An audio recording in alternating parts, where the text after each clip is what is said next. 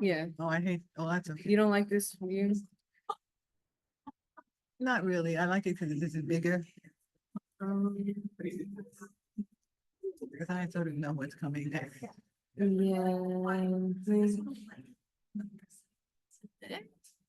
Hmm. Is this better? No, they didn't lose it. Interesting. Soft preview slideshow. Okay, This is better. Is this where you were? yes, Yeah. So then. okay, thank you.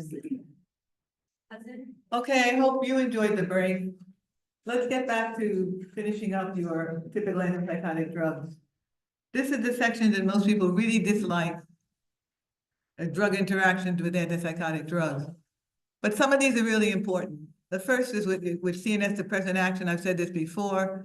Synergism with opioid analgesics, anesthetics, antihistamines, anti-anxiety drugs. What you'll get is excessive sedation and respiratory depression. That's important.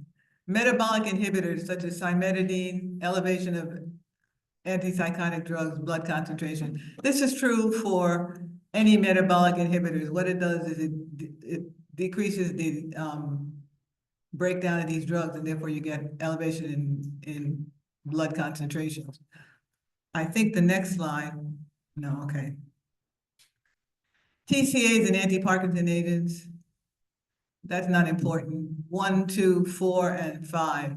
Thyroid disease, increased risk of cardiotoxicity with tricyclic antidepressants. Tricyclic antidepressants are first-generation antidepressant drugs. Their major side effect is cardiotoxicity, which you will hear about tomorrow. Insulin and oral hypoglycemics, poor control of diabetic symptoms. So please remember 1, 2, 4, and 5.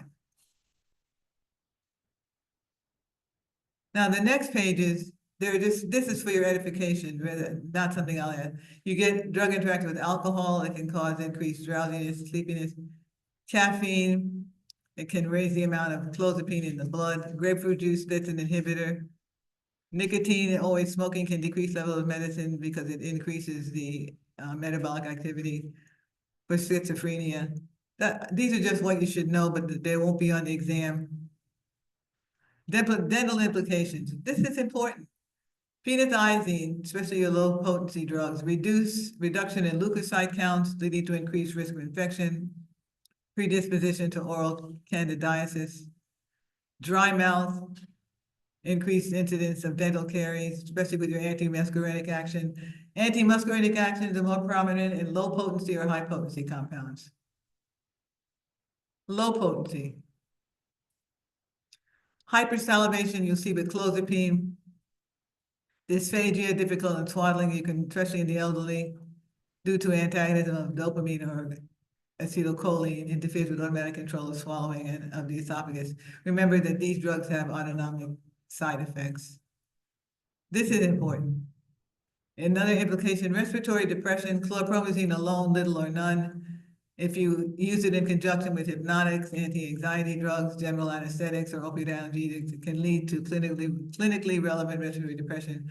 Cardiotoxic effects, you can see with thyroidazine plus antihistamine.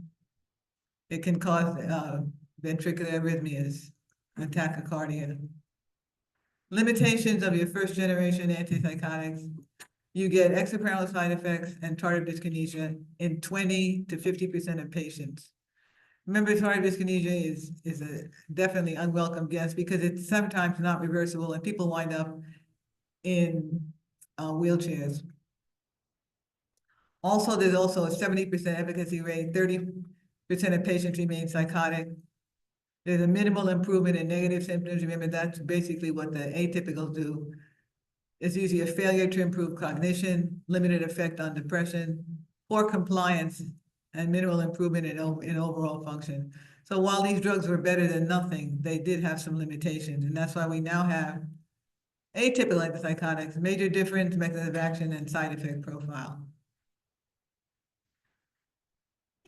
This is something you can listen to. Typical first generation drugs, they were discovered in the 50s. And the atypical second generation drugs were discovered just a little bit later. Your prototypical agents, fluopromazine, low potency, haloperidol, high potency. Your prototypical, atypical agents are clozapine, risperidone, olanzapine, which we're gonna do next. Mechanism of action for your typical antipsychotics, blockade of dopamine D2 receptors. Mechanism of action for your atypical, more potent blockade of the 5-HT2A receptors and the D2 receptors. That's important. Principal side effects, mechanism based on Parkinson, tardive dyskinesia, neuroleptic related syndrome, and prolactin elevations. Principal side effects, weight gain, lipid increase, and hyperglycemia. Those are the metabolic effects. And with clozapine, you get agranulocytosis. So the mechanism you should know, the principal side effects you should know. Okay, these are the drugs we're going to talk about, and not in much detail, except for clozapine, risperidone, olanzapine, quetiapine. And then, so those are the 4 drugs in this group we're spending most time on. So now you have 8, you have 1, 2, 3, 4, 5, 6, 7, 8. You have about 9 drugs to know, which is, I don't think is overwhelming. At least I hope it's not. Okay, your atypical antipsychotic drugs are serotonin 5-HT2A and 5-HT2C antagonists. They're also D4 receptor subtype antagonists. So unlike your typical antipsychotics, they have their basic antagonists at your serotonin 5-HT2A, basically in 5-HT2C. This antagonism at the serotonin receptors enhance efficacy for negative symptoms and cognition. The 5-HT antagonism and dopamine blockade increase dopamine in the prefrontal cortex, which leads to a decrease in negative symptoms and improved cognition. Side effects. There are lower risk of neurological side effects, especially motor movements. There's no acutely occurring extrapyramidal side effects, and absence or near absence of tardive dyskinesia. So that's, like I said, closely was used to treat tardive dyskinesia. What do you have for side effects? There's an increased risk of metabolic side effects, weight gain, hyperlipidemia, and diabetes. The prototype is clozapine.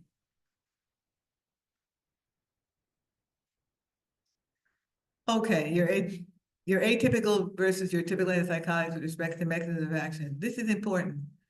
Your atypical antipsychotics have high affinity antagonism at the 5-HT2A postsynaptic receptors.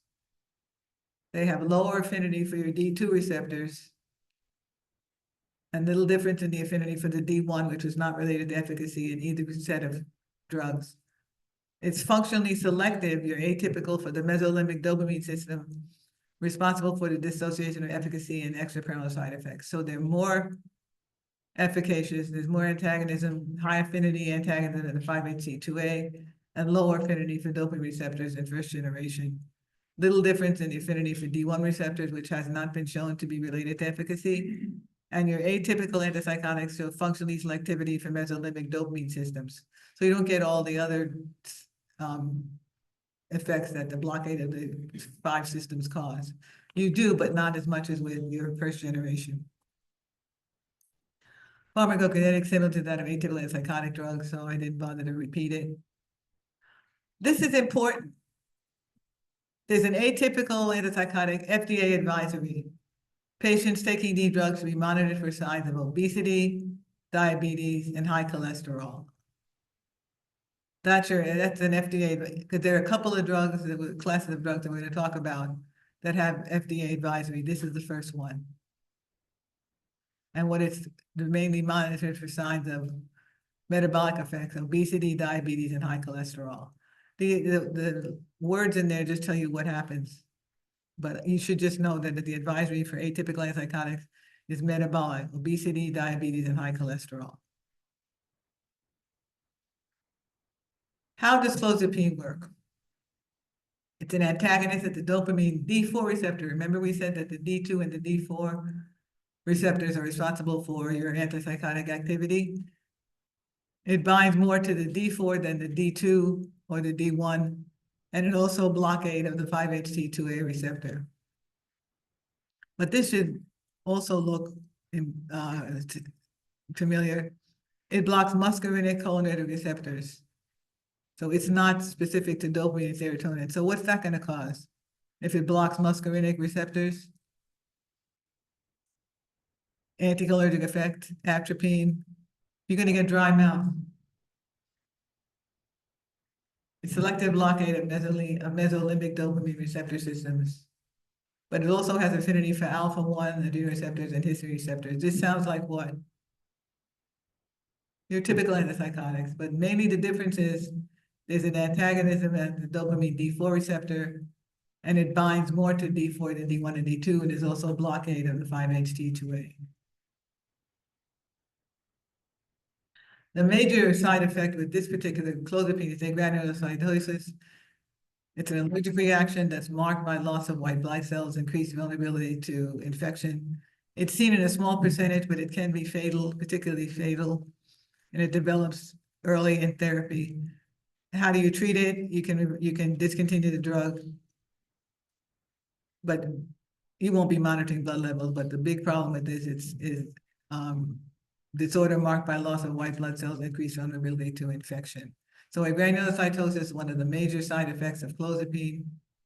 The second one is myocarditis, increased risk of fatal myocarditis. Again, the best thing to do is discontinue the drug. You can get seizures in about 2% of the patients, and it's the highest risk for metabolic effects. Weight gain, hyperlipidemia, hyperglycemia. So the ones in red are the important ones. So the biggest side effects, the problem with clozapine, agranulocytosis, myocarditis, de novo seizures, and the highest risk of metabolic effects. It's a category B. Animal production studies have failed to demonstrate a risk of the fetus, and there is no adequate and well-controlled studies in pregnant. So clozapine is a B, but other second-generation antipsychotics are category C, which is the same as the typical antipsychotics.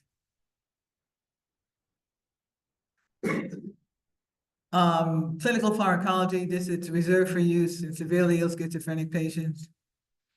Significant reduction in negative symptoms of schizophrenia. It's been used to treat tardive dyskinesia. There's one relapse after discontinuation can be rapid and severe, and it occurs relatively shortly afterwards. Hypersalivation may impact some dental procedures. There are numerous drug interactions, which are on the next page, and with grapefruit also inhibits the breakdown. And certain drugs increase if taken after drinking grapefruit juice. Risperidone, again, it's an antagonist at D2 and the 5-HT2A. It has benefits of clozapine without blood disorders, broad spectrum, reduces both positive and negative symptoms, and advantage effective in improving symptoms in autism in adolescents. The biggest problem with risperidone is increased prolactin levels, especially in adolescent males, and there's high incidence of EPSE and tardive dyskinesia among the atypical drugs. So the biggest problem with clozapine is granulocytosis, myocarditis, seizures, and metabolic effects. Risperidone has benefits without blood disorders, seen with clozapine. It's broad spectrum, so is clozapine. It reduces both positive and negative symptoms. It's effective in improving symptoms of autism in adolescents, which was important. But it also increases prolactin level, hyperprolactinemia, and it has the highest incidence of extraparental side effects and tardive dyskinesia among atypical drugs. Quetiapine, it has the lowest binding D2 than the typical atypical drugs. Side effects, risk of suicide, neuroleptic malignant syndrome, and tardive dyskinesia. Not a drug you'd probably want to use. It's used to treat PTSD and bipolar disorders, but it's not the drug of first choice. Olanzapine, again, this is a potent antagonist of the 5-HT2 receptors. It's a high risk of metabolic effects, lower incidence of extraparental side effects than with risperidone, and lower serum prolactin concentrations than with risperidone.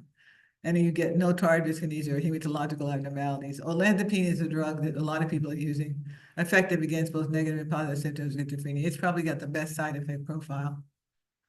Summary: psychiatric uses of your second generation: schizophrenia, obsessive compulsive disorder, major depressive disorder, treatment-resistant depression, and Tourette's syndrome. I'm not going to ask you which drug is best for treatment-resistant depression or obsessive compulsive disorder. Just know that it's not specific to schizophrenia.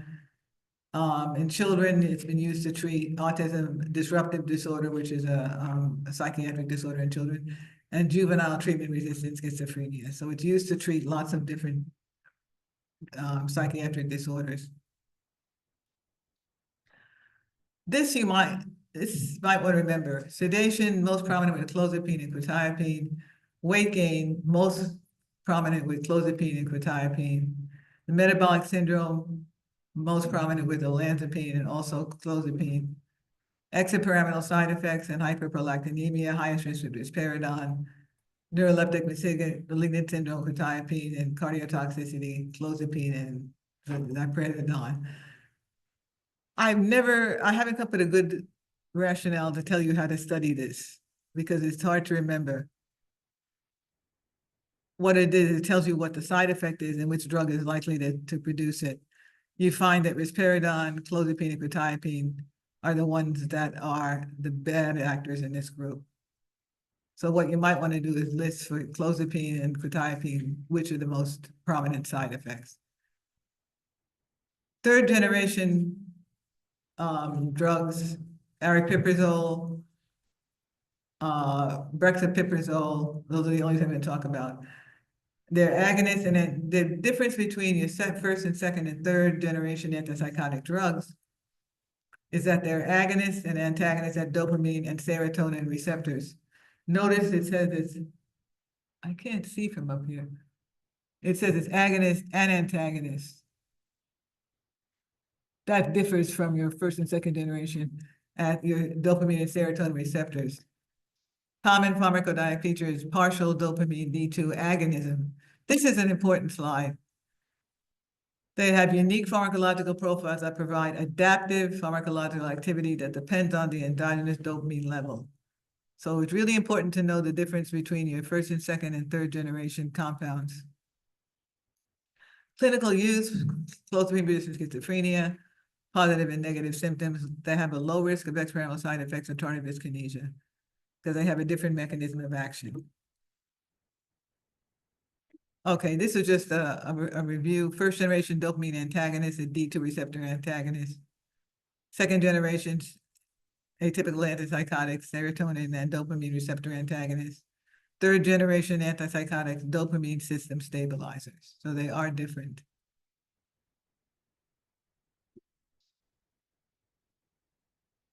The only one I want to talk about is aripiprazole.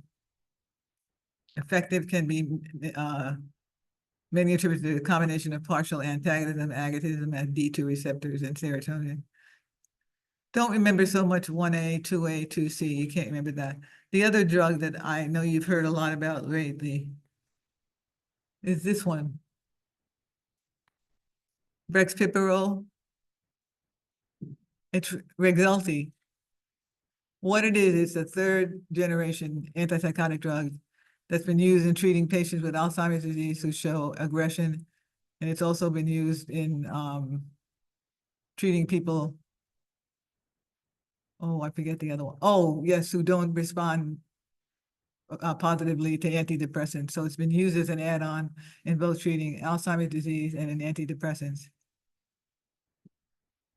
The most common adverse events with third generation are akathisia, insomnia, dry mouth. So that's the biggest problem with them.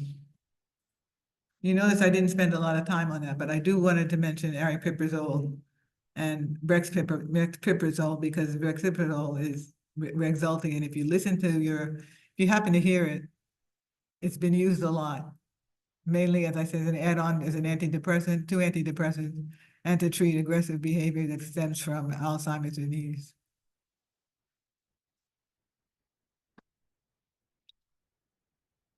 Aripiprazole, the major side effect with that is a neuroleptic malignant syndrome. That's the biggest problem.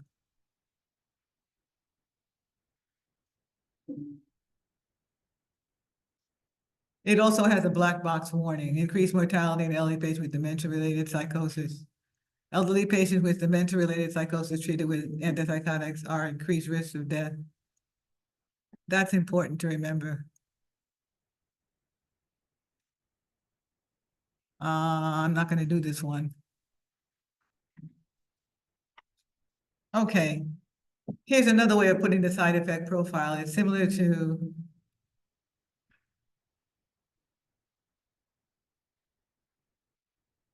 this.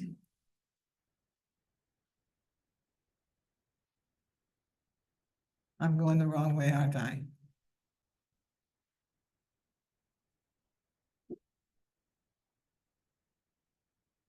I don't know if that's useful or if the other slide is better. Drug interactions with antipsychotic drugs implicated in dentistry. Again, CNS depressant action, synergism with opioid analgesics, anesthesia, antihistamines, anxiety, in terms of respiratory depression. Chlorpromazine, clinically evident respiratory depression when used with sedative hypnotics. Thyroidazine, increased risk of cardiotoxicity when used with an antihistamine. High potency antipsychotics increase the risk of tardive dyskinesia, which involves orofacial musculature. The phenothiazines reduce leukocyte counts. This predispose patients to infections. Anticholinergic effects reduce salivary flow, which is dry mouth. Difficulty with dentures and other oral prosthetic devices. Clozapine induces hypersalivation, may hamper procedures. That's an important slide too. Daily dental practice, treatment with a variety of psychotherapeutic agents, which they contribute to oral pathology. They can impact dental care, reduce drug interactions, mainly respiratory depression, especially when given antihistamines. Side effects, tardive dyskinesia or facial musculature, phenothiazines, infection, antimuscarinic effects, reduce salivary flow or dry mouth, clozapine and olanzapine, hypersalivation. So these are all how these drugs can directly impact dental practice. That's it. Any questions? No, it's just, everybody looks overwhelmed. You know, it's a lot of drugs, but like I say, I don't ask many, and after a while, if you listen to it again, I try to tell you what's important. I certainly will send a study guide because there's just tons and tons of information.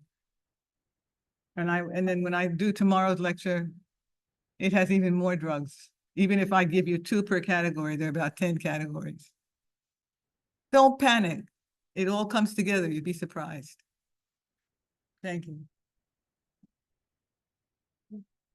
It is a lot of material.